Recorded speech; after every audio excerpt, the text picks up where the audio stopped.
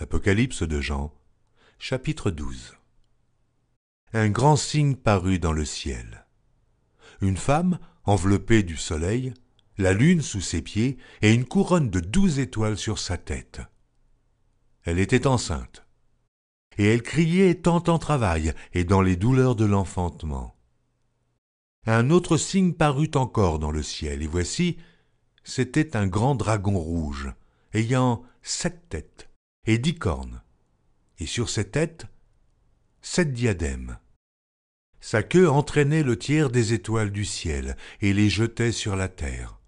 Le dragon se tint devant la femme qui allait enfanter, afin de dévorer son enfant lorsqu'elle aurait enfanté. Elle enfanta un fils, qui doit paître toutes les nations avec une verge de fer.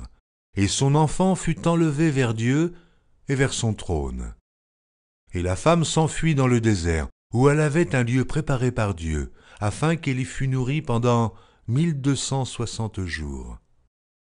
Et il y eut guerre dans le ciel.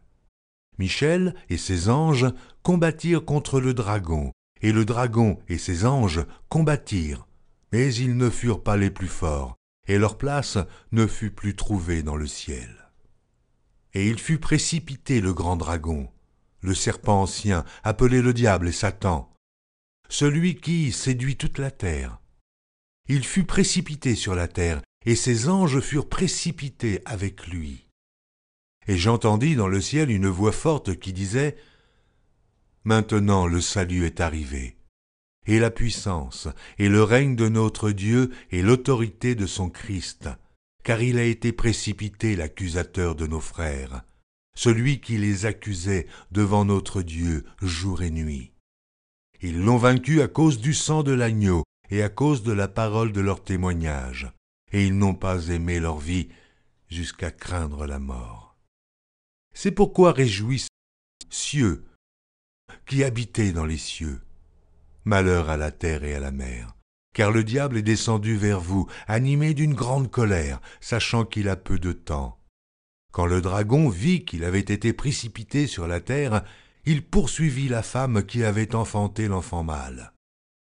Et les 2 ailes du grand aigle furent données à la femme, afin qu'elle s'envolât au désert, vers son lieu, où elle est nourrie un temps, des temps, et la moitié d'un temps, loin de la face du serpent.